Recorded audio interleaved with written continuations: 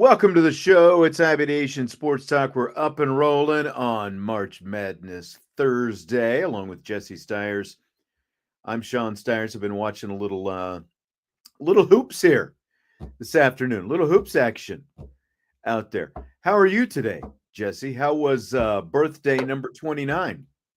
Birthday 29 was pretty good. It was actually a really nice day in Cleveland yesterday, so that helped before all this like rain that's been rolling through. Not nice today. Yeah, it's like rainy and chilly again today, so that stunk. But went to a couple like wine bars yesterday. Had a glass or two of wine, and then went to dinner at this new steak place and got a nice fillet. Filet. Was that the salt grass? Is that what it was? No, it's just called steak, but Okay. yeah. But the cool part about it was, Simple. yeah, Simple name, huh? Steak. the cool part about it is that you get to pick your sauce that goes with it or on it, and they had like a chimichurri, a béarnaise, a cowboy butter, and then kind of like this dry house blend, I guess you could say. I went with the cowboy butter, and it was pretty phenomenal. I also like mushrooms, and so for like $3 extra, I had them top some mushrooms on the top of it, and it was very splendid. Sounds fairly similar to what I got at Texas Roadhouse last week when we went out. Little mushrooms. Didn't have the fillet. I didn't go that fancy, but you didn't have to someone else was buying, Of right? course, of Yeah, course. it's the way you do the birthday. Well, glad it went well. Happy birthday once again. We've got I know what I was going to ask you before we start. Did you see anything about this McNeese State basketball manager on social media within the last couple weeks? Yeah, so he blew up like 2, 3 weeks ago because he came out with this huge boombox with the team, Uh-huh. and he it was a pretty heavy like rap song, and he was going through it and knew all the words, and as the kids would say, he was just kind of vibing with the team as they were walking out of the tunnel, Yep. and now he's got all these NIL deals because I of it. know. 3 NIL deals have come of it. And I didn't know anything about him until I was watching McNeese and Clemson this afternoon. And McNeese, by the way, is taking it to Clemson. They were up by 20 the last I saw right before the show started. But yeah, like they showed this guy and they were talking about him, and like other young guys were taking selfies. And so I had to Google him and find out the whole thing. And so I'm doing his thing with the boombox and the rapping and all that stuff. BW3 and Insomnia Cookies are two of his big NIL scores. So good for him. Players are probably mad because he's probably got better NIL deals than the players have there at McNeese. So it's really funny you bring up, obviously the games have started and we're like 4 games in or whatever. And, McNeese is pulled off the upset, and Creighton did their thing against Louisville. But I had one of my friends text me in a group chat, I'm perfect in this region. It's like, dude, what do you mean you're perfect? It's literally like 4 games in. you This is can't say you're exactly you can't say you're perfect until it's like at round of least 10 o'clock at 32. night, right? Yeah. Yeah, I was like, all right, how about you text me at the end of the day, and then we can recheck in where you're at Yeah, the end of the day. But exactly. I ended up not doing any brackets, and this is kind of exactly why, because I didn't want to be the guy that's like, hey, I still got this going, or I'm perfect on this side, or this region is still good. It feels nice to just sit back and just be a fan this year. I'm not Yep. worried about I who didn't do wins or brackets. loses. Vince did both a men's and a women's bracket, and I didn't do I didn't I filled out 0 brackets this year, and I feel good about it. I just get to That watch. Yep. feels Don't have to worry fantastic. about my bracket going to hell in a handbasket. So I feel good. I feel We good. had a instead of an office cookout today, we did an office cook in, just meaning we did, a cookout inside. And so we were burgers, brats, macaroni salad, potato salad. We're watching the games during lunch. It was great. But, you know, we were whoever made the burgers, I appreciate, because I didn't have to make the burgers, and there was a lot of work, but it just wasn't a very good burger. And Not seasoned very well, or not just like not seasoned, cooked very well. dry, Yeah. and, everyone's like, "Oh, Bob, these burgers are great, thanks," and I'm just sitting over here eating mine, and I'm like, "I mean, it's You gotta alright." like, especially if you're gonna take them in, you gotta undercook them a little bit because Yes. everyone's gonna take them to the microwave. You gotta leave some pink in the middle so you can still microwave of them, and there's like there's still some life in the middle of that burger. So Again, I still ate the burger, but it definitely you could tell that that burger wasn't cooked outside on a grill at the end of the day, I guess is what I'm yeah, getting at, but yeah, hey, what can you do? yeah, that's right. They were free, right? So Free, and I watched basketball during lunch with the boss man sitting right next to me. there you have it. There you have it. Good way to go. Office camaraderie. Who would have thought? Like, I don't even know what that's all about. All right, we got some we in, we out questions submitted by some of our subscribers on the Champions Lounge. I'm going to start with one. I won't put this first one up on the screen because I've got it on my sheet here. It was a late submission last week, literally submitted after the show was over. But we'll go ahead and start this show off with it. So, we in or we out that Jalen Sneed outplayed Jaden Osbury this past season. So this is a tough question because I think it's kind of relative in a sense. And when I say relative, I think it's relative to Osbury is still younger than Sneed. And I think we wanted to see this kind of performance out of Sneed earlier on, maybe in his career. And so did Sneed outperform Osbury last season? Yes, but I think Osbury is further along than when Sneed was in that same kind of time frame. Does that make sense? Like when Sneed Yeah, was Osbury's age and in his kind of early on, I feel like Osbury is progressing quicklier or more or quick quickly clear. more quickly. But Sneed did have the better season last year. I think it was kind of like first half, second half of the season. I think Osbury was a bit more consistent across the board earlier in the season, and where Jalen Sneed, remember his playing time kind of dipped there in the middle, and I think by the end of the season we definitely saw more from Jalen Sneed than we saw from Osbury, and that's probably the lingering memory that a lot of people have. So I I wouldn't call it a complete wash. I'm slightly in on this. Again, I think later in the season was more Sneed, whereas earlier in the season it was more Osbury. They both need work on their pass coverage, though. Like that is still something where they've both got to get better. So I'm slightly in on this overall on the question. Again, I think I think Osbury definitely had his moments, but Sneed was able to have more moments later in the season. And at the end of the day, it also comes down to the fact that five-man linebacker rotation that let these guys, kind of all have their moments and play to their strength and that kind of stuff. But again, I think they both need to get better in pass coverage, and both should continue to be factors on that defense in whatever form that happens to take, whether it's a pure five-man rotation or whatever it ends up being this season. All right. Now, to the ones freshly submitted today from Benjamin 41. In or out? Notre Dame has the best secondary in the country. I have to be out because you are losing Xavier Watts and Benjamin Morrison. I think if he was healthy last season, you could have probably made the claim when Gray, Morrison, Leonard, and Watts and Schuler were on the field that they would be up there for the top secondary. But with those guys leaving and kind of the uncertainty still, at the one safety position, and not to say that Christian Gray is bad, but I think he got, some things were kind of shown in his game towards the end of the season.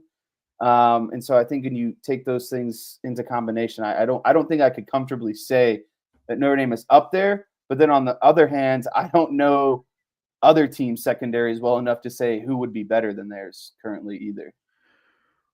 Right. I mean, it's still going to be a really good secondary, but there are enough question marks because, like, you're losing Xavier Watts for one. So like, if you had Xavier Watts coming back and you've got a Don Schuler and you've got those two corners and you throw in another nickel like they're getting out of the port, like, I think that you could probably make a pretty good case for it. But I mean, they're really good, but I won't call them the best because there's between the fact that you're losing Watts and there is room for improvement, on one of the corners. I've got to go out on that as well. But again, still really good with a chance to continue to be really good. Salty going back to Osbury said he caught up to Tyler Shuck and recovered Leonard Moore's punch out of the ball. Again, that was early in the season. I'm not saying he didn't make any plays. I'm not saying Jaden Osbury was bad, but I would say that Jalen Sneed slightly better, especially at the end of the season. Like if you're comparing the two, that's all I'm saying. I think they both played pretty well. In or out, Marcus Freeman should name the starting quarterback before the summer so the starter can practice and gel with the receivers and be better prepared for fall camp. I would just say out. I think that the spring is a good developmental time. I don't think you're going to come to some hard conclusions by the end of spring. And honestly, that's what kind of fall camp is all about, is to kind of lock in that 1 and 2 and maybe 3 depth chart area. So I don't have any issues with this thing going into the fall. And in my opinion, there's no rush either, because I think this is a pivotal quarterback decision. And I think you want to have all the information possible before making your declaration. Yeah, and I mean, all those guys are going to be out there. All the quarterbacks are going to be out there with the receivers this summer, and they're going to be doing that stuff anyway. So it's not like it would be exclusive to, like, only the starting quarterback would be doing that stuff. Like, they'll, just like Riley Leonard had his little trip to Alabama and they took all those guys down there and they worked out. Like, a lot of that stuff is still going to be taking place on campus. It's not like once summer workouts, the summer conditioning and stuff begins, like that's the only thing that they're doing. They'll do their summer conditioning, but then later in the afternoon or in the morning, depend on when they're doing their conditioning, those receivers and quarterbacks are still going to be out there, throwing balls and running pass routes and all that kind of stuff. So I don't think it's important by any means that the starter has to be named by the summer specifically for that. In or out, if Jeremiah Love only focused and played wide receiver, he would have led the team in all wide receiver categories last season. So I think it's a bit much to say that he would be the leader in all wide receiver categories, but I don't think it would be too much to say that Jeremiah Love is just an athlete. And I think if you could place him at wide receiver, you could probably place him at corner, maybe a little bit of safety. Whether or not he's like All-American, the best, I don't know, but he could probably be a starter at various different positions. For sure. And look, like we thought Chris Tyree was going to take off, and I think the coaching staff thought Chris Tyree was going to take off more as a wide receiver in that season that they got him there. Didn't happen. Didn't happen when he went to Virginia either. Like, Jeremiah Love is a great athlete, and if all he was doing was playing out there, I have no doubt that he'd be productive. But at the same time, some of the numbers from last season were who was throwing him the ball, right? The quarterback was a part of that as well. So I think Jeremiah Love is just like you said, he's a great athlete, and he's going to be, he would be great no matter which skill position he was playing. But he is best when he is running the football. He did have a nice catch at practice yesterday, though. I will say, though, I know that he would definitely be better than Jaden Greathouse. Ooh. Are you just lobbing that out there for Salty? What? Salty's here? Just cold cocking him with that one. Speaking of athletes, and I don't want to sidetrack too much here, but did you see Jalen Milroe run a 4.37 at his I saw that. I did see that. So I guess what that leads my next question to be, if he doesn't pan out at quarterback, do you think he can hang around in the NFL just off that 4.37? Might be able to. Like, I think he's going to have a Hines Ward type opportunity potentially. If he, because Hines Ward obviously played, quarterback in college, and he had a nice long career playing wide receiver in the NFL. An athlete like that, if he doesn't pan out, he'll have some opportunities. And he's built too. Like he's a strong guy. So it's not like his frame wouldn't translate either. I agree. I just think that was huge. Running a 4.37 like that is like, anyone in the NFL can use that speed. And look, I have absolutely zero idea if Riley Leonard could come close to that, but that's why I thought Riley Leonard, if he was even going to be, like in the 4.5, between 4.4, 4.5 range, that's why I thought it would benefit him to run at the combine, just to open some eyes with the speed that we saw that he had on the field this year. Like, I feel like putting up a number anywhere in that ballpark would have really benefited him because of the fact, that he is a running quarterback and because there is still work to be done. Now, apparently he's opened some eyes, in terms of NFL with his arm and stuff like that. We'll see how it goes. But I'm curious to watch. He did the thing with Gruden yesterday, and I really want to watch that at some point whenever it gets released. Yeah. We got Pro Day coming up a week from today. That's exciting times because last year we were speculating who was there for what players. And we were completely wrong because the Cowboys were there for Maris, and no one thought that. I know. I'm not sure what Maris does. I didn't tell you this. When we were coming out of the press conference, Marcus Freeman's press conference yesterday, we were walking out of the stadium. Here comes Maris Leofound, just bebopping and scatting down the sidewalk in between. Maybe he's just hanging out here and training, using it as like a training facility in the off season, knowing. Yeah, but I'm just like, does he just roam around campus all day? Like he was drinking his coffee, in some sweatpants. Like, maybe he's doing some stuff for Marcus Freeman this off season. I don't know. Maybe so. I don't know. I thought it was funny though. But we stopped, and Driscoll was there, and he hit him up first, and there was a couple other media people there, but that was fun. It was it was cool to kind of see him roaming around out there. I'm sure he'll be wearing his Citron jersey at the game this weekend. Also, probably a big reason why he's hanging around. He got off the plane when he got out to the ACC tournament in Greensboro. He pulled up to the hotel. This was, I think, the morning of their first game, maybe. He already had the Citron jersey on out there. He was wearing it on the airplane, it looked like, when he pulled up. Wasn't wearing it yesterday, though. Okay, Domer Grizz. Speaking of Notre Dame women's basketball, if they don't make the Final Four, the season will ultimately be a disappointment given the talent on the roster. We out on that. I hate these kind of questions because it's like even making it to the Elite Eight is an accomplishment at the end of the day.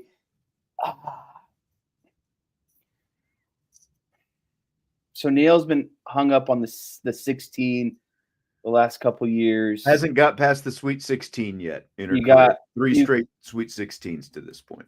You've got 3 guards who are all going to be top 10 picks. Obviously, you're 3 of them are All-Americans too. I don't know if you saw the All-American stuff come out. Yeah, and you add in Maddie Westbelt. And I still think, obviously, they're overall lacking a developed, skilled big at this point. But you've beaten teams that are number 1 and number 2 seeds. And so you've shown that with this roster, you can beat those sort of teams. And you went on a 19-game win streak. I guess where I'm hung up is I would say it would be a disappointment if they don't get out of the Sweet 16. And I don't know if I'm willing to take that to the Elite 8 as well. Because, again, like getting to the Final Four is hard. And I think there's a lot of good teams in the women's side this year. Mm-hmm. But I think because of what I just said of who they've already beat this season, they can do it. And so I think it would be a disappointment if they don't get to the Final Four this season. So you talked yourself into it then. Yeah, I did. I sure did. Okay. This is really hard, though, but I had to go. I had to make a choice, and I would say it would be a disappointment. 2 of our bigger women's basketball, Notre Dame women's basketball fans in the show, Chris and DJ differ. Christopher says yes. DJ says he is out because it's been a very entertaining season and it's already been fun. It has been fun, but what do you judge by as a team and as a coach? You're judged ultimately by what you do in the tournament, right? And I've got to go in simply because I said at some point this season, especially after the wins over USC, Texas, and UConn, that if they didn't get to the Final Four, it would be a disappointing season.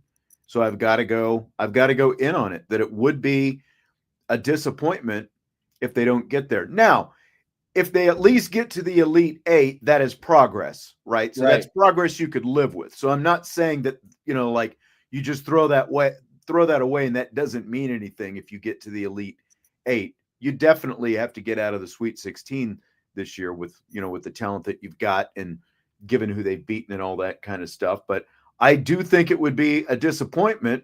Like USC and Texas are both number 1 seeds. UConn is UConn. Like they're always out there. It's one of your biggest rivals, and they're a number 2 seed. Notre Dame obviously ended up being a 3 seed, but Notre Dame has beaten 2 number 1 seeds and a number 2 seed, two number 2 seeds actually, when you factor in Duke as well. So, like, we fully know what they're capable of. So I think that it would be very disappointing if they don't end up in the Final Four, given what they've already done and just the way they played for the majority of the season. Theoretically, they have won 4 Elite Eight matchups already this season. If you just took seeds, they've beaten 2 1s and 2 2s.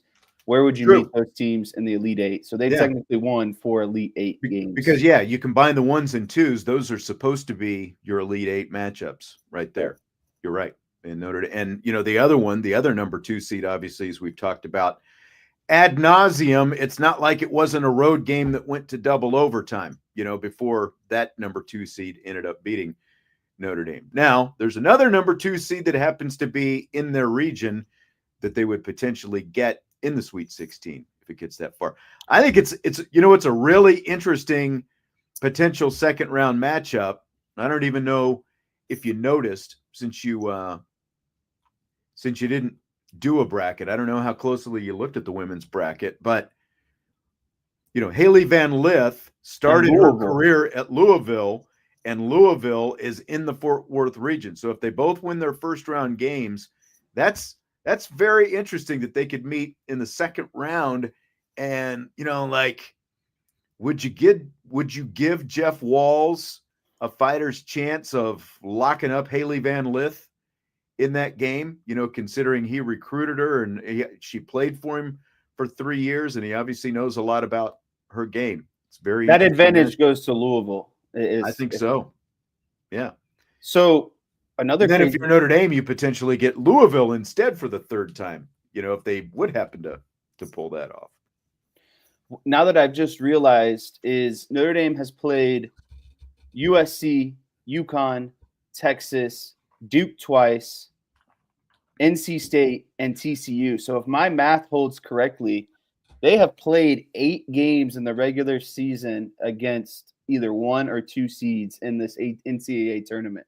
You're talking about Notre Dame? Yeah. Yeah. That's crazy. Like, you can be frustrated about the seed, but at least you can go into the tournament knowing you're probably one of the more battle-tested teams absolutely in the entire country. And I'm not up here trying to make excuses, but could that have factored into the back half of the season where it's like they were so front-loaded with like the first, 75% of that schedule that they played you could argue probably one of the more tougher schedules in the entire country. And then they just kind of got to the end, and I don't know if they lost that luster or fight, but it's like they kind of limped along there, obviously. See, and that's the thing about UCLA's schedule. I am a little bit surprised that UCLA ended up with the number 1 overall seed. I realize they only lost 2 games, but and they played USC twice. The 2 losses were to USC, but you take USC out of the equation, and UCLA didn't play. I realize they have a lot of quad 1 wins, so they played somebody, but when you look at South Carolina playing UConn and Texas, and the fact that Notre Dame played both UConn and Texas, and USC. You know, like UCLA's schedule just overall isn't as impressive to me.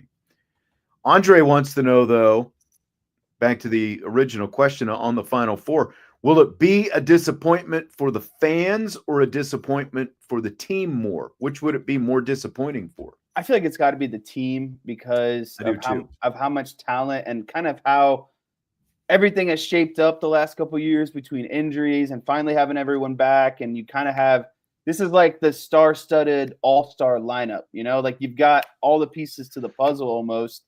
And so I you know, the fans are what it are, you know, like we just sit back. We're not going through practice. We're not going through games and the long trips and the bus rides and the plane rides and the, you know, missing classes, catching up on homework. Oh, and All by that the way, kind of stuff. practicing every day and practicing every day and, Practicing, watching rehab and film. in the trainer's room and all, the film and just everything. So you got to go with the team. They have far more invested than we do as No, fans. that's absolutely it. You know, there was a famous quote several years ago from Roy Williams when he was still at my alma mater, Kansas. I'm sporting it because the Jayhawks are playing Arkansas tonight, but it was a season that ended, you know, without winning a national championship, and he was going through the airport, and a Kansas fan came up to him and told him how disappointed he was, and Roy Williams' famous quip was, "What did you have invested in it?" That's what he told him. What did you have in, and I get it. Fans have invest their emotion, and obviously they invest their money if they're going to games and buying gear and stuff like that. But like the ultimate investment that fans make compared to everything that you just listed that the team puts into it pales in comparison. The team, the players and the coaches. So it's got to be, and again, like it's kind of like the last hurrah for this group because Citron's gone next year, Westbeld's gone next year. Obviously, the two players who came in the portal are gone next year, but Olivia Miles will be gone next year as well. So that's a huge core of this team. Like this team was built to win right now, and so if they don't, there would definitely be some pretty major disappointment that would go along with it. So Domer Grizz also says the football team has more talent on the roster today compared to last year at this time. We in or we out on that? I think I would be in, and I would also say that talent is more developed as well than it was last season because of the amount of youth that got into games throughout the season. And then, again, kind of the backloading that we've seen at multiple positions of young talent, some of those young guys in the secondary, a lot of young offensive linemen. Now you're getting into, the linebacker core is predominantly the same. You're going to see some of those defensive linemen step up. But yeah, I would say it's hard to say, though, because the most important component of this is the most important position on the field, and that's the quarterback. And we simply just don't know what that looks like yet. And so, it's really hard to say, but I would say I think I feel better. And I mean, running back wise, you're getting healthier, getting Jabron Payne back. So like that running back room is actually probably a little bit deeper than it was last season. I would have to say, yeah, I think they're more talented right now. Every year that goes by, like the kind of athletes on that field and the kind of talent on that field there's a bump from the year before. And you've already obviously got an influx of these early enrollees and some transfers as well. Again, yeah, I mean, like it's a big loss losing guys like Xavier Watts and Riley Leonard, but man, like just the athleticism out there and the talent on that field that we got a sneak peek at yesterday. This is a definite in for me on the talent aspect. Can you just feel like the practice pace and speed just quicker? Yeah. Like watching them? Yeah. You really what can. About, I think the more important thing is when everyone is kind of up on the same team speed, you don't have to spend as much time maybe that you did the prior spring on some things because everyone is just caught up and on the same page. You know what I mean? Like, right. I think that's important too, is like you can get into more things because the talent is there. People are picking up concepts quicker, et cetera, et cetera. And so now it's like, it feels like that's even a progression too. Well, like even like looking at Cam Williams and Logan Saldana in the wide receiver group. And no, we didn't.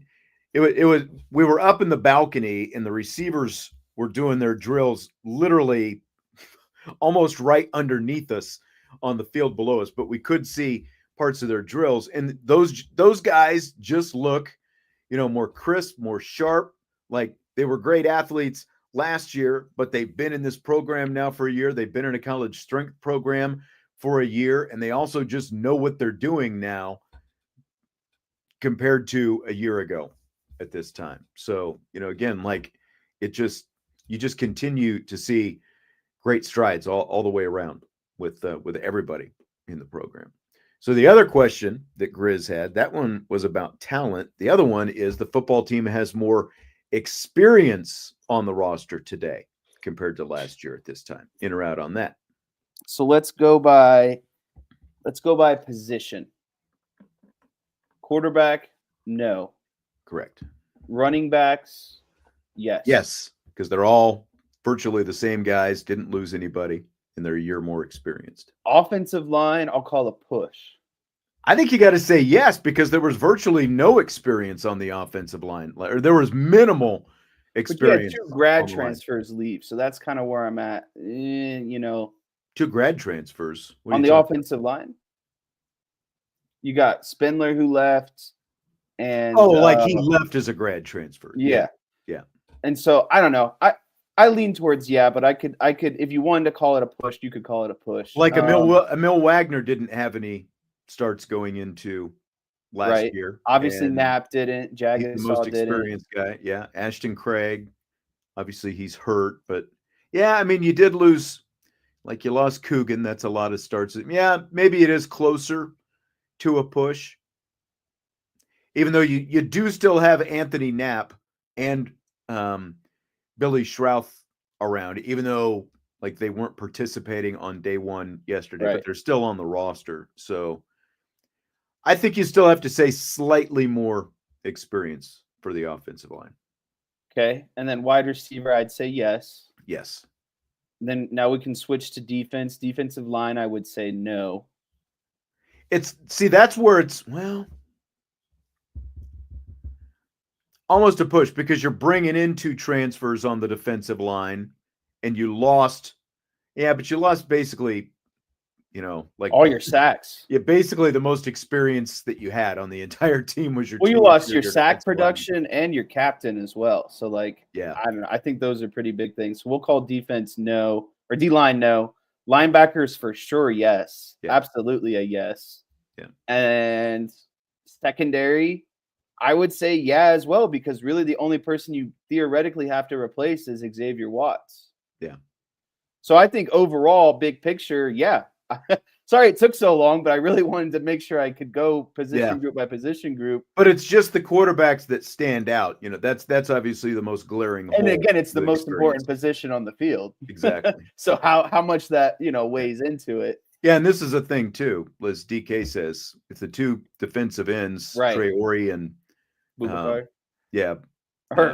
Boubacar Traore and Jordan Botelho come back. But also, Bryce Young, freshman last year, Josh Burnham, who got his most actual experience on the defensive line last year. Big 97. It might be, even though you lose your 2 most experienced guys, the fact that you gained all that experience. That's what I was getting ready to say, DJ. It might be a push.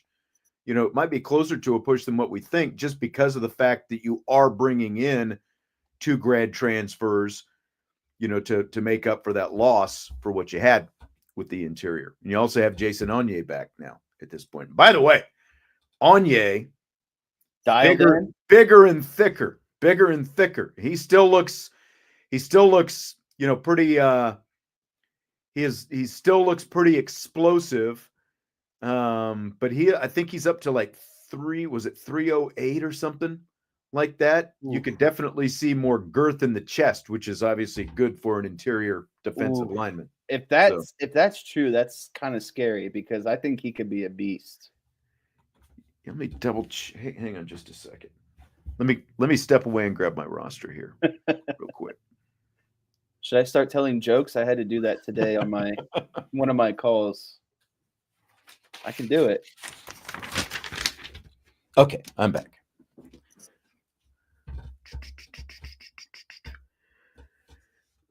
Oh, where is he?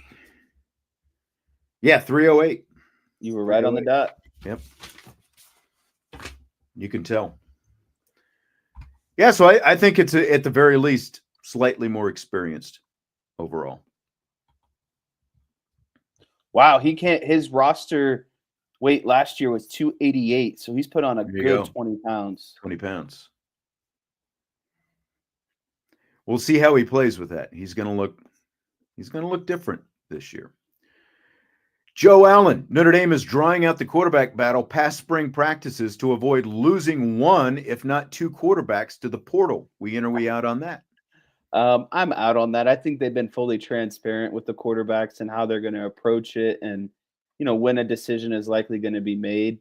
And I just don't see Marcus Freeman as that kind of guy at the end of the day. I don't think he's going to hold someone hostage at the end of the day and say, I'm not going to make this decision because I don't want, X, Y, and Z to leave, basically. So maybe that's too optimistic of me, but I'll be out. I don't think that's their reason at all, because you've got a good enough quarterback room that you can absorb the loss of some of that. And if push came to shove, like Joe is always pushing his guy Rezak, from out there in Omaha as one of the backups. But you still have, if you had to, as an insurance policy, you've still got a guy with some experience playing quarterback as well, who's running around at wide receiver right now, Taylor Buckner. So I don't think that is the ulterior motive at all. I think that they know that there's the possibility that because even if they don't name the starter, they're not stringing these guys along, and like guys can tell what the pecking order is, even if it's not officially listed at the end of the day. Listen, at the end of the day, there's drills that involve ones and twos, and whoever goes out there with the ones and twos it's a pretty clear, that's who the ones and twos are. Right. We'll have some of that coming up in rapid fire. Some comments from Marcus Freeman. BK's personal chef has a slew of questions that he slung in here. 1, the newly expanded college football playoffs will host the first 2 rounds on home campuses. He says those atmospheres were legendary. In or out on that? So we're at 12, and it would potentially go to 16, right? 14 or 16. I'm out. Not determined yet. I don't think it's not big enough of an expansion to have 2 home games. So I would say out. There is talk that more home games could be included. Now, they're like, one of the reasons for doing it would be, like there's a lot of people saying, well, the teams that got the bye deserve a home game. Well, your reward is a bye. The fact that you got the bye, not getting a home game. But I'm going to be out on this as well. I just don't think that, because there are going to be fewer teams with byes ultimately. So I don't think that they're going to go to multiple rounds. I think that, just like from an attendance standpoint, it seemed like the playoffs worked out pretty well. I know there are a lot of people who would like to see more home, on campus playoff games going forward, because, in large part because there are a lot of those people that were at Notre Dame Stadium and saw what a great atmosphere it was. You just can't replicate that everywhere, though. So I think that I think it's good with what they had last year, and I don't think that we see ultimate rounds of home playoff games. 2 from BK's personal chef. Starter jackets are the ideal college athletic apparel. Warm jacket can be taken off and carried easily if too hot, classic styling, etc. Yeah, I have to say this is a big in, and I appreciate this question because I think the jackets look sleek and cool. You can layer them. And then the best part is I think what they were getting at is when you take it off, it's not a struggle to carry that thing around. It's not like a heavy jacket that you gotta, lug around with you. It's ultimately pretty light. And again, the styles are pretty cool. And I know, like, recently you even got yourself an old school starter jacket. I did, and it is pretty sweet. And like, so I am in on this because of what he said. All the things, they are stylish, they are cool, they are sleek, and you can also, just like throw a hoodie on or, a sweatshirt or whatever underneath it in case it's colder outside, and, you layer it up, and it works out pretty well. So I got to be in, like, the classic old school satin shiny starter jackets. Love them. Okay, final one from BK's personal chef. Notre Dame has a player win an individual position award this year and another in a semifinalist list. In other words, best cornerback, best running back, etc. In or out? I'm going to be in on this, and I'll give you the three names who I think would give you the best shot at this. Jeremiah Love, Drake Bowen, and Leonard Moore. Boom, boom, boom. That's it. Would you agree with that? Yeah, exactly. And like, I would probably, Jeremiah Love would be my number one, for the Doak Walker Award. And then for someone example. who could be a semifinalist, I think Drake Bowen easily could, and so could Leonard Moore. Yeah, exactly. So, yeah, I would be in on that as well. I think that because, to be a semifinalist, just a matter of, whatever group, so you're not, down to the final one. I like it for sure. Because typically what happens with these awards, a lot of it, starts with hype from the season before, and then you carry momentum into the next season. So, like, I was going to say one of the offensive linemen could be that good, but, like, you kind of got to make the name for yourself first, and then the next year is where you you reap it and you get one of those big rewards. I need a sidebar here real quick. Okay. DK keeps putting some coordinates into the chat, and it just makes me weary that he has maybe driven past these coordinates at some point, and I just didn't know it. What are you talking about? Earlier, when I made the comment that Jeremiah Love would and could be a better wide receiver than Jaden Greathouse, Salty said he was going to send a unit to my house, and DK provided where that house might be. Is that your actual address? Yeah, minus the last two numbers that are missing. It's yeah. How does DK know your address? That's what I mean. I feel like he's done a couple of drive-bys before, and I don't even know it. It's all right. I got some new security going in now. Talker. Unfortunately, though, a lot of that stuff is public information, so I will give true. DK the benefit of the doubt. It's not too hard. That's true. It's like, it's not even the dark web anymore. It's not that hard to find, really. Yeah. Okay, so Salty.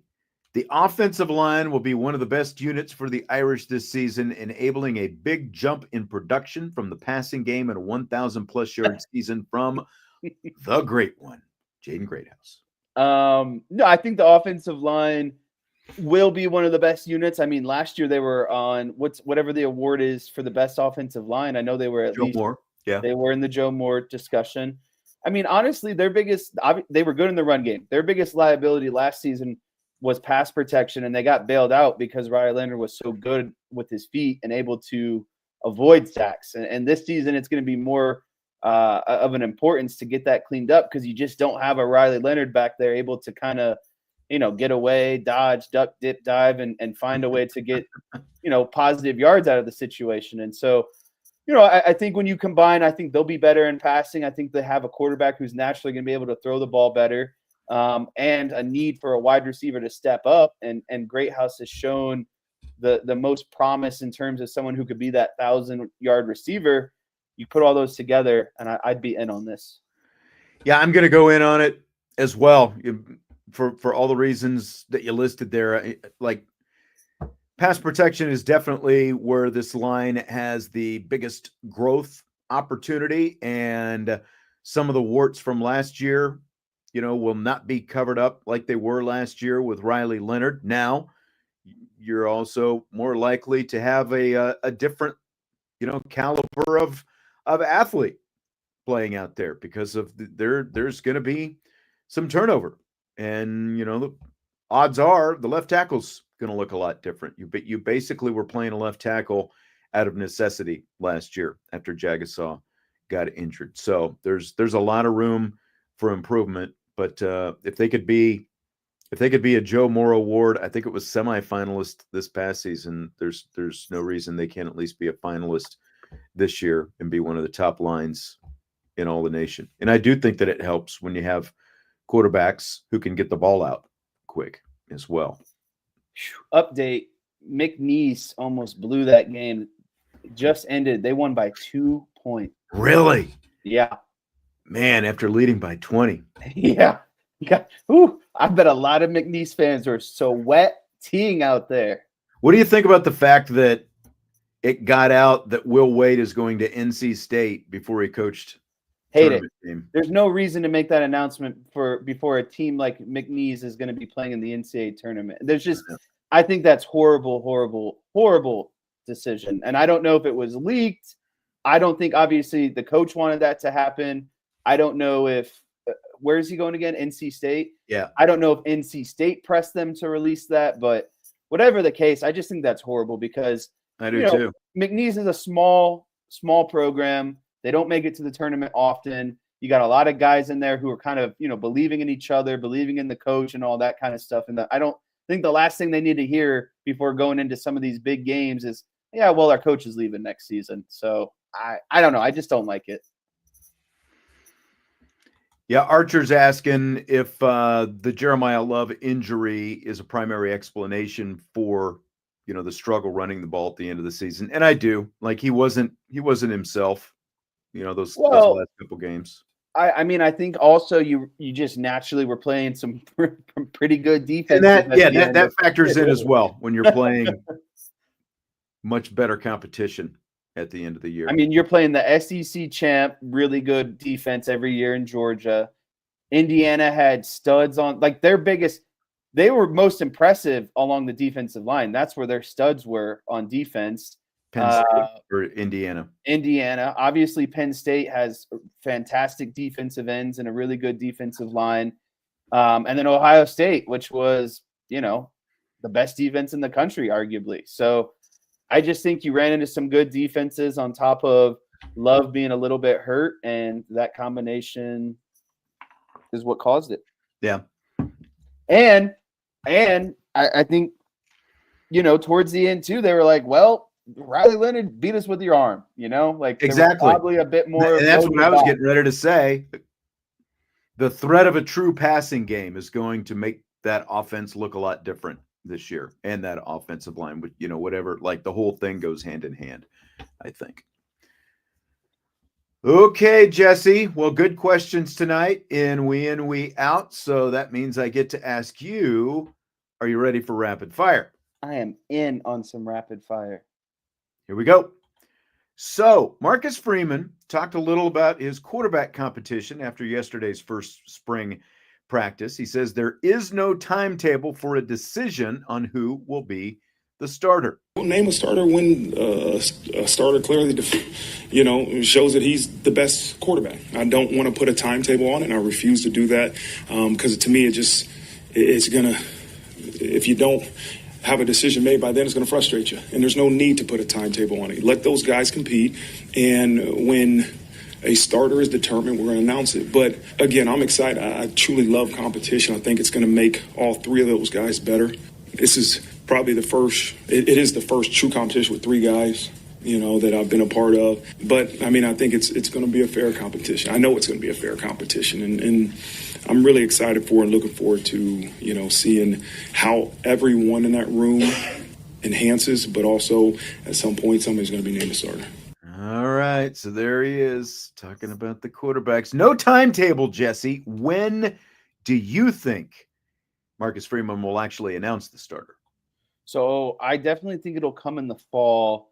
And to begin fall practice, like, don't they go? I maybe this has changed, so forgive me, but I know under the previous regime, like they would go down to Culver for like a couple weeks and then come back. Like, Yeah, they don't do that anymore. Yeah. Okay, They haven't done So- that for 5 or 6 years, I think, something like that. I would say right around the middle of fall camp is when I think a decision would be made. So I think that's right around the time where you start getting into actual game plan and preparation for your opening game of the season. I'm going to say, because when these things have gone into training camp, which I fully expect this will, I realize a lot of people are impatient and they think that a starter is supposed to be named like yesterday, or, or at least by the end of spring. I don't see any benefit in naming the starting quarterback by the end of spring. One, like there's just not that much time, and as Vince and I were talking about yesterday, Mike Denbrock, Gino Gaduli, they do have a greater body of work on these guys, because of the fact that they've been with all of them for at least a year, and the fact that they've been in the system and all that stuff. And there's a base of knowledge that they've got on these guys. But at the same time, Marcus Freeman, what's he always talking about? He loves competition, and all the, like not naming a starter keeps guys competing, keeps them battling for the job. But what's happened the last couple of times that they have gone into the fall and there has been a quarterback competition, typically they name it by the end of the first week. So that's kind of the time period that I'm looking at. By the end of the first week of fall training camp, I think we know who the starting quarterback is going to be. It's going to make for a long summer for some people, but I think that's when we find out. And there's really not a lot to chew on based off performance in spring practice. I'm just being 100% honest with you. Like, yes, you can go through drills, and yes, you can, run the offense and that sort of stuff. But like, I think it has to be, how are these guys responding to kind of game plan specific stuff? Can they adapt? Can they understand what the defense is giving them? Can they study film? Can they go through progressions? Like, I just think it's really easy to kind of memorize the answers when you're going against the same defense every day, and you're going against, you're going through the same movements every day. I want to see how you respond when some of the variables start changing a little bit, because again, anyone can go through the, what's kind of presented to them, day in and day out. But when you start changing things and you're going against another actual opponent and that sort of stuff, I think that's when you got to see how these guys respond to adversity a little bit. DK says August 24th, 1:17 p.m. I think that's a few weeks too late. Feels a bit tardy. Yes. I'm going with by the end of the first week of camp. If I remember right, when Jack Cohn became the starting quarterback, they might have announced it, because he did a media session on a Saturday, and they might have announced it like an hour before he came in, found out he was going to be the starting quarterback, if I remember right. Something along those lines. Now, granted, that's a different coaching staff and everything else, but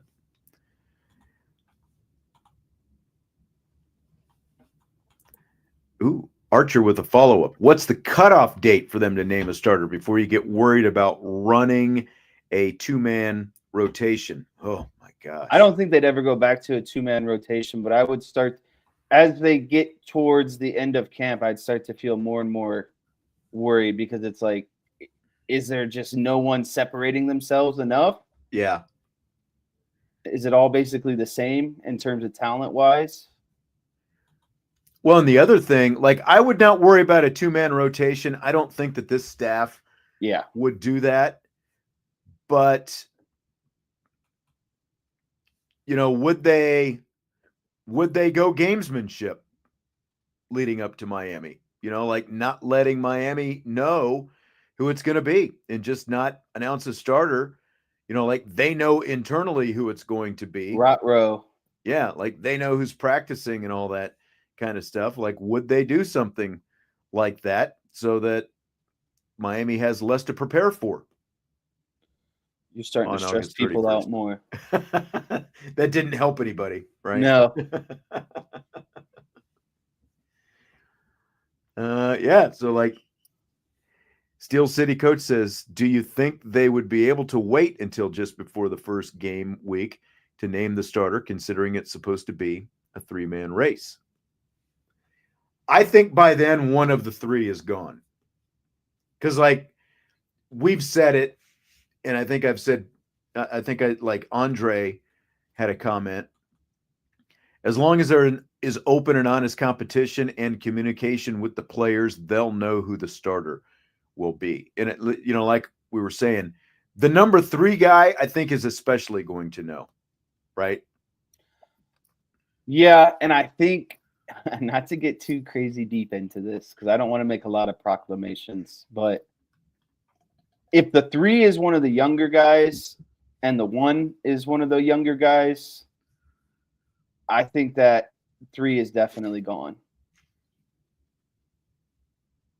Because Carr and Minchie have a lot of time left in front of them to be the starting quarterback at Notre Dame. And so if one of them is the 1 and the other one is the 3, which I likely think is going to be the scenario, because I think you'd put Angeli in the middle to be kind of a safety valve to a degree.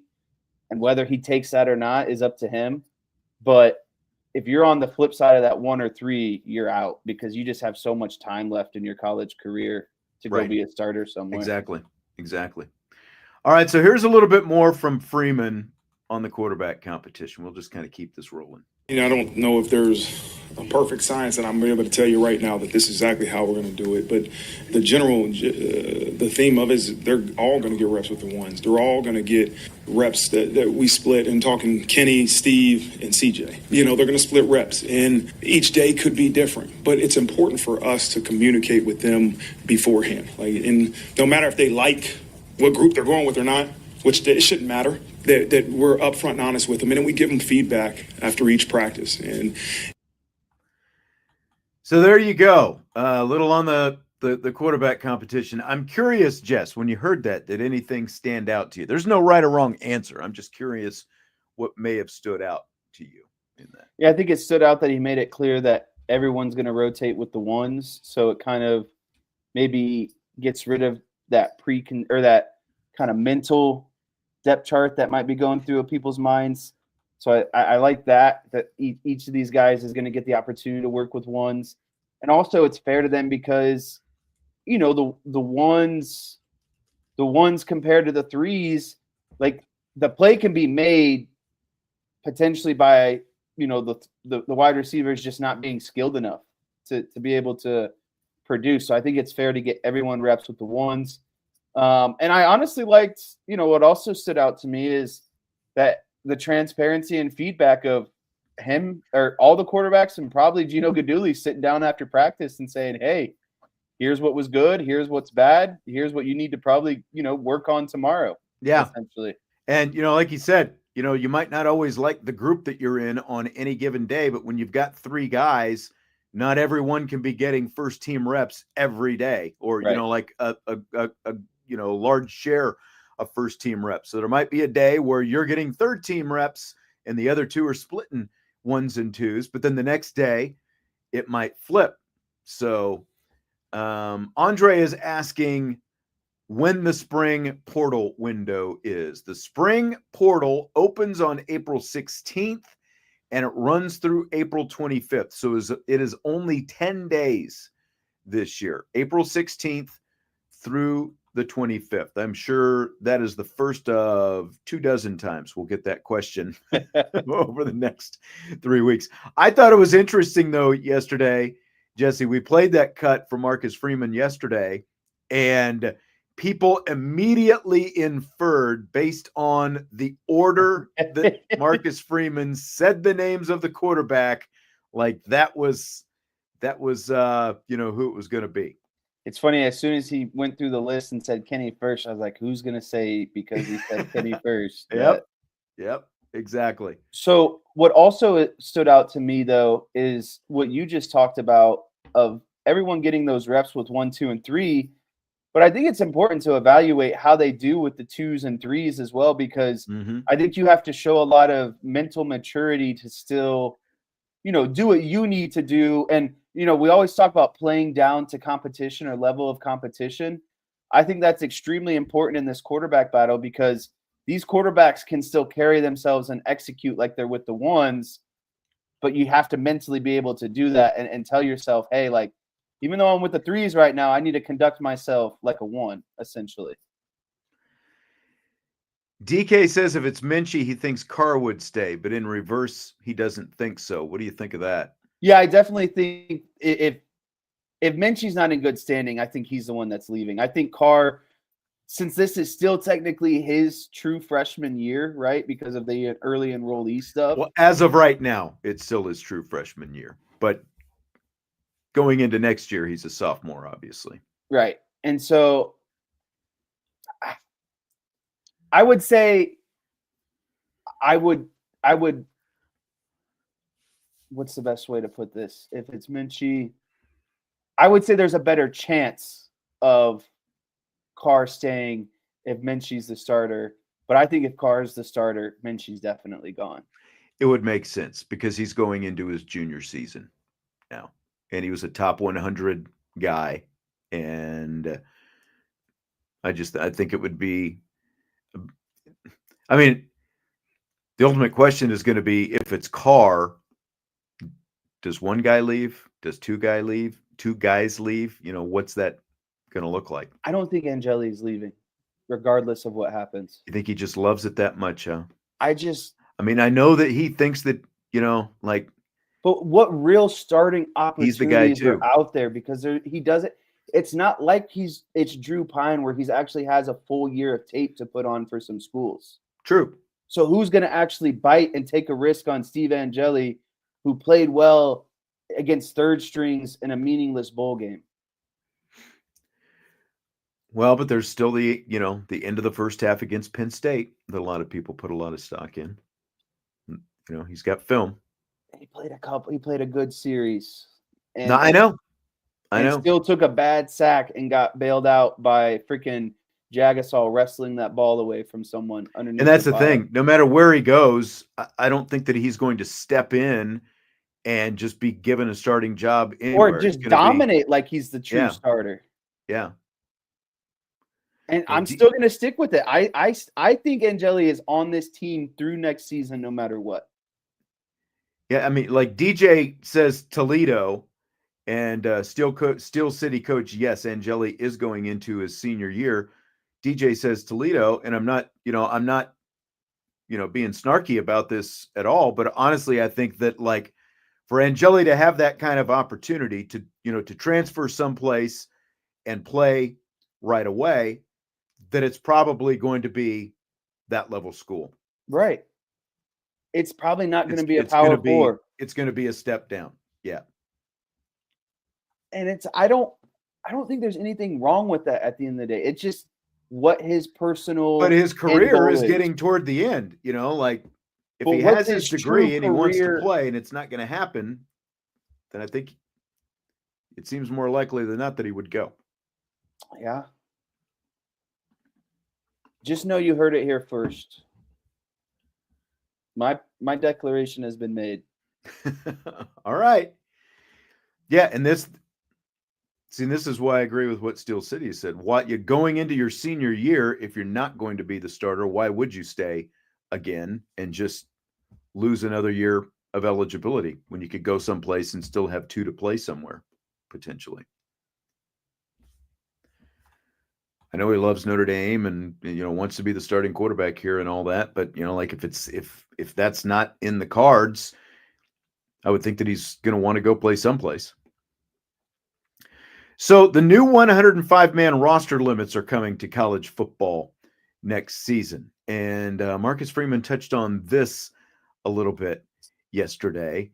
He was asked if there are guys who are fighting for roster spots this spring. I'm sure, but you waste time daydreaming about an uncertain future. Who cares? You should be focused on being the best version of you. And I don't care if you're worried about being on the 105, you're worried about being a starting quarterback, or you're worried about being the backup tackle and you're a true freshman. Stop wasting time on things that don't matter.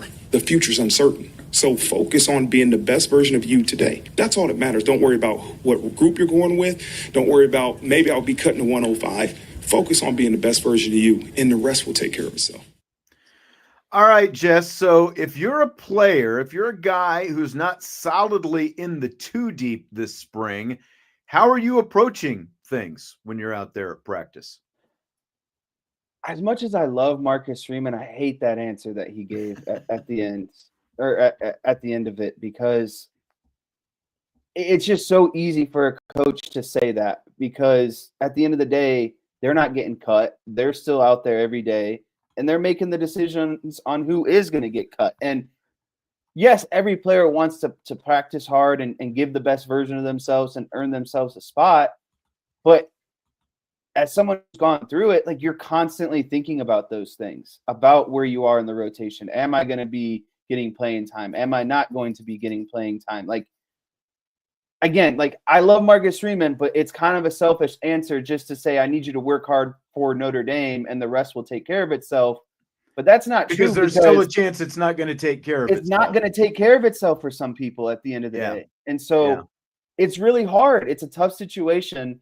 But if I'm a player, in that situation, and I'm, I don't know if I'm solidly on the two deep, I just think you gotta practice as hard as you can and demand as much transparency and feedback from your coaches. Yeah, because you might have to be a pain in the butt. You got to make a decision at some point that maybe you need to leave and go get into a rotation somewhere else. Yeah, the squeaky wheel gets the oil, right? It's like you might just have to be a flat out nuisance, like if that's where you are, but it's like, I need evaluation. I need to know what especially I need with the to portal improve on. Opening in about a month and a half. Yeah, I'm running number 3 right now, and I haven't had a chance to, bump up to number 2. What do I need to do to get there? All those things. And that's exactly it. I think you've got to kind of approach it like your career is on the line, basically. Excuse me, because I went through, and it's a 105-man limit. The roster that we were given yesterday has 107 names on it, and there are more coming this summer with the rest of the freshman class and, a couple more transfers coming in. So you're going to be up pretty much around where they've been the last few years, around 115, 118, in that range is where it's going to be. And 105 is the limit.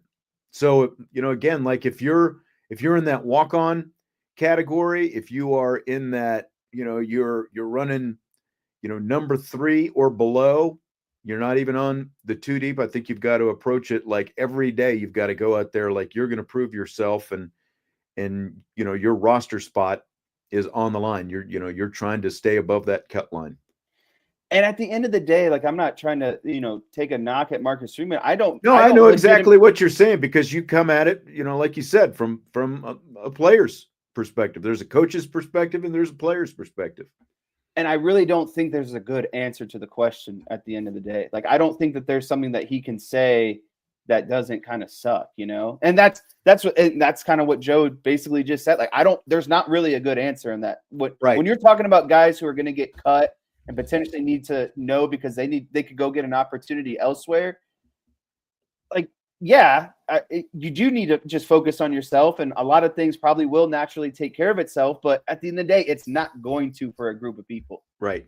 And so you can do everything exactly right, and it's still not going to work out for you, is what you're saying. Yeah. And that's just like I saw the business. I saw some coach today from the, this pro spring league, the XFL or whatever, UFL or whatever it's being called. And he talked about the fact that he had to cut 15 guys and he hated it. And, like the fact that, they all deserve to play in the league and all this different stuff, which, it's a great sentiment. It was awesome that he said that. But at the same time, I'm sure that those guys are, it's like the exact same situation that you're talking about. At the end of the day, it's a business, and you're either in or you're out. You either make it or you don't. That's what it comes down to. And some guys, like you see it every year on Hard Knocks. They don't do it as much this year, but there are guys who absolutely work their butts off on Hard Knocks and do everything that they can and still get cut. And the other side of it is there's guys who've got a ton of talent who, don't necessarily work as hard as they can, but because they've got a little bit more talent, they get the benefit of the doubt. There's more ceiling, basically. Yeah, exactly. And you're willing, the coaches are willing to live with that ceiling. That's right. Fill in the blank. The most important thing you need to see from Notre Dame women's basketball when they open up NCAA tournament play Friday against Stephen F. Austin is blank. I need to see intensity. I need to see them locked in and playing every game like it's a Final Four, an Elite Eight matchup. I just need to see that intensity. They need to be intense and play the same style of basketball no matter who the opponent is. And I think that all kind of starts with intensity, mental intensity, physical intensity, playing hard on defense, playing physical on defense, leading to, transition points, getting out to a lead, playing the style of basketball that they like to play on offense. But, we talked on Tuesday and we talked about how the defense really has to be the catalyst that gets things going. Mm-hmm. And I think when you talk about defense, the number one word that comes to mind is intensity and just playing hard and strong, no matter, who you're playing, how big of a lead you might have throughout the entire game. They just need to continue to focus on playing intense, hard basketball, starting now, and just not really look at the opponent, but look at, this is the game that we need to play. And this is the game that we need to play, consecutively throughout the tournament. But obviously you got to handle it one game at a time. So you're saying go out there and put in the work and, don't worry about the results? Play your brand of basketball and things will take care of itself. That's right. They just got to get that swagger back, because it just felt like they lost that game to NC State and it just felt like it pushed them back on their heels for the next couple of weeks and obviously resulted in 2 more losses after that. But part of their swagger is when they just get out and run. It does start with defense, and that's where the real intensity has to come. They've got to find that defensive intensity and turn it into fast break points. They've outscored their opponents 602 to 183 in fast break opportunities this year. That's plus 13.5 points per game. In their wins over teams that ended up being 2 number 1 seeds, Texas and USC, and UConn, which ended up being a number 2 seed, they outscored those 3 teams 50 to 22 in fast break opportunities, plus 9 per game. In their 3 losses, they only had a 51 to 37 fast break advantage. So about half of what they were doing. They just get the stops, get out and run. That's where they get their confidence. That's where things flow from, is starting at the defensive end of the floor and then just get out, run, get that swagger back by being able to run it up and down the floor. Get the track shoes off. They've had 2 weeks off, so they're plenty rested, and they should be hungry and ready to go because they're still one of the most talented teams in the entire field. Agreed. Do you buy or sell the first 2 days of March Madness being better than Super Bowl Sunday? I do, just out of a straight quantity aspect. I get how many games are there in the first round? Like 32 games. I just naturally have to say, because there's more quantity and there's always upsets and there's always, crazy stuff going on. And also everyone buys into the basketball. Not everyone buys into the Super Bowl. I mean, you had a work party today where people brought in burgers and you watched games at work, Right. You don't get to do that during the Super Bowl. And the amount of, and I don't mean this in a rude way, but the amount of women coworkers that I have that were interested and said, I filled out a bracket and I'm following it. I just don't think you get the same participation that you do in a Super Bowl. I agree. And just from like you said, from a pure volume standpoint, Eastern time, the games are starting a little after noon and it runs all day the first 2 days. And that's why it's awesome. If you're on the freaking West Coast, it starts at 9 a.m. and it runs all day. I would love to be out there on the West Coast, being able to watch those games all day. It's as a guy who works from home, it's obviously easy for me. I can flip on the TV and do whatever, kind of have it on in the background. They're definitely, like, the first 2 days of March Madness, definitely better than Super Bowl Sunday because it's wall to wall for 2 full days. And then it's, not far off that going into the weekend as well. I need you to throw up that comment from Cameron Ford in the chat. He's making me blush here a little bit. And I appreciate his kind words. Oh, Cameron noticing. Yeah. I've dropped about 20 pounds so far, and I got many more to go. So, Cameron, I want you to tune in like 6 months from now, and you'll see a very chiseled chin. Back into fighting form. That's right. All right.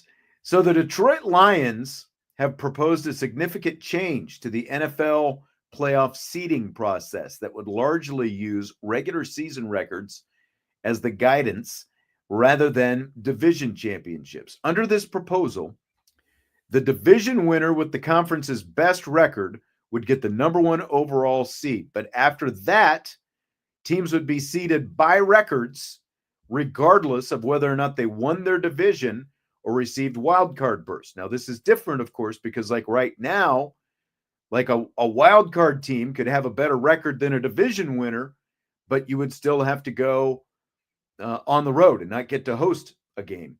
For example, the division winner would always get to host. So, do you buy or sell the idea? You know what? I think I actually really like this idea. And it kind of models the NBA to a degree because they don't do divisions anymore. It's just East and West, and they go, purely 1 through 8, the best of them. But the reason why I like this for the NFL is because I don't think it's fair for teams that play in a division like next year, the Broncos, Chiefs, and Chargers. That's going to be a crazy division. Yeah. And I don't think it's fair to them. They were all in the playoffs this year, and they should all be much closer together next year. And I don't think it's fair to punish a team just because they happen to be in a tougher division comparatively, right? Because like we've seen, I think it's happened in the NFC East before with a team with like a losing record or potentially like a 500 record when it was a 16-game season, 8-8 could win the division. But Seahawks hosted the Saints maybe 10 or 12 years ago, where they had it was either a losing record or I think they had a losing record and the Saints had, a winning record, for example. And so I think it's great because it rewards still being a division winner, but then also it doesn't just give you this it's kind of like, in my opinion, the predicament or the argument that we had with the college football format this last season of conference winners automatically got the top 4 bye seeds. Right. When there were better teams behind them, but just because, the ACC champ happened to win, they're now sneaking in a bye or something like that. And so exactly. I think it translates well to say, okay, well, we'll reward you for being a division. You'll get a ticket to the party, but that doesn't mean that you just automatically get. But you're going to go to the bottom of the seeding. Yeah, that's right. Like if you're the team with the worst record, you still get in by winning your division, but you're not going to be rewarded with a home playoff game. You're going to go to the bottom. And, like part of this is, because of the fact that the Lions were 14-2 and they lost and, who they had to play and all that kind of stuff. I think it makes sense, especially like when you look at the way the NBA does it, they just seed it straight down the line. There are still divisions, but they just seed it straight down the line. It doesn't matter which division you happen to come from. And, I think that it works out really well. And I think that this would be a really good idea. It would more reward who's actually had the better season, than who happened to be, like the best team in a horrible division kind of thing. I don't think that I've always thought that you shouldn't reward that. But again, bad division winner would still get in the playoffs. You just wouldn't get to host a playoff game. You'd have to go on the road someplace.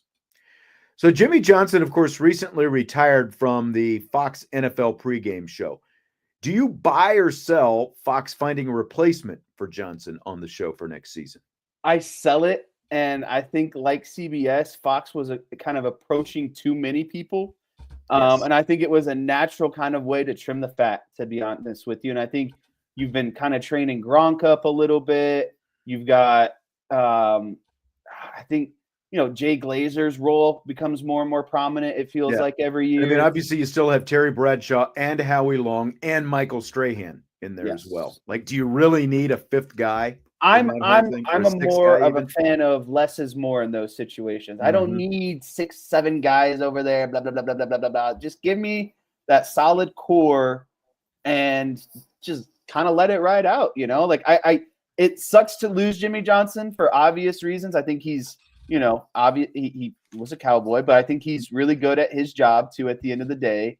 Provides a lot of experience, obviously, and so losing him does stink. But at the end of the day, it's a good way to kind of, like I said, trim that fat a little bit.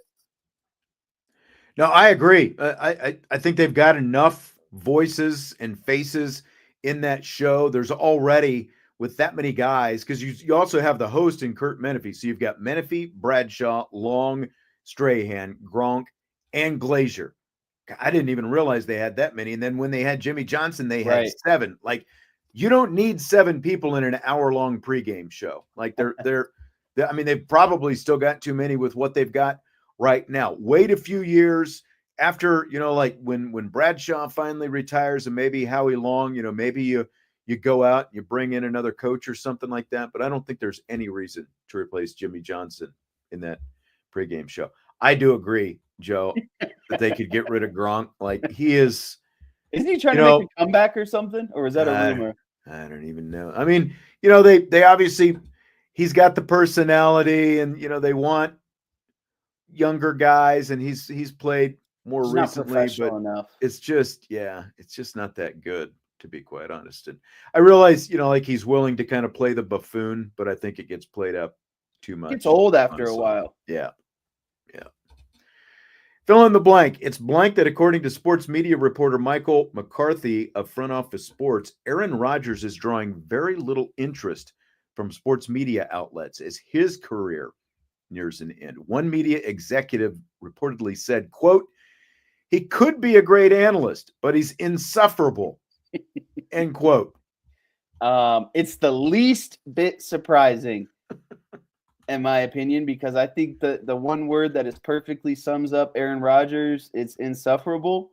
And at the end of the day, here's what he really is when it boils down. He's highly opinionated, but he's also dry and stale at the same time. Like, that's true. Like it's you could be opinionated, but he's not like Stephen A. Smith opinionated or Shannon Sharp opinionated. You're not hanging on his every word kind of thing. He's very dry. He's very boring, and there's not a lot of like open reception to other people's ideas. It's really his. And all right, you're kind of an idiot because you're not saying or agreeing with what I'm saying at the end of the day. So, I mean, listen, Aaron Rodgers, Hall of Fame quarterback, great quarterback, but outside of that, he is just like, I just can't stand him, and I'm glad that I think more and more people are starting to figure that out, because it's something I kind of believed in early on in his career, but he was still young and really good at football and won a Super Bowl and was an MVP and all that stuff. But now it's, more people are coming to the realization of kind of who Aaron Rodgers is. I'm not going to say I'm happy, but like, it's still kind of satisfying to hear other people say he's insufferable. You just say it. Like Aaron Rodgers. I mean, there's plenty of, like, Chicago Bears fans aren't going to have any disagreement with you there. Yeah, I mean, it's probably the least surprising thing ever. And, like you said, like when he would do those hour-long segments with Pat McAfee during the season, he just droned on and obviously went into different tangents and, would just like jump from one thing to the next. If you're going to be in one of these shows, you have to be very, like, again, 7 guys were in that pregame show in an hour-long show, for example. You have to be very to the point and succinct, make your point, have an opinion, get in, get out. That just doesn't seem like it's Aaron Rodgers' strengths based on anything that we've heard him say. Everything drags out. Yeah. Just do a podcast. Literally. It's all you have to do. Do a podcast if you're Aaron Rodgers. I'm sure plenty of people will we'll jump on it. They can find out just how insufferable. That's true. he A is. podcast is perfect for him because then his actual fans can follow along and the rest of us aren't forced to listen to him. That's it. That's it. All right. Well, that's going to do it for today. No show tomorrow because I've got the Notre Dame women's basketball game. And I think that there are conflicts with the other guys. So we will be back next weekend. We are going to get to talk to Gino Gaduli and the quarterbacks tomorrow morning over at Notre Dame. So we'll bring some of that out. We'll roll it out on next week's show on Monday. So we've got that to look forward to. More quarterback talk. I mean, like you weren't getting enough quarterback talk already. So have a great weekend and be safe. Have fun. March Madness. We will talk to you next week on IB Nation Sports Talk.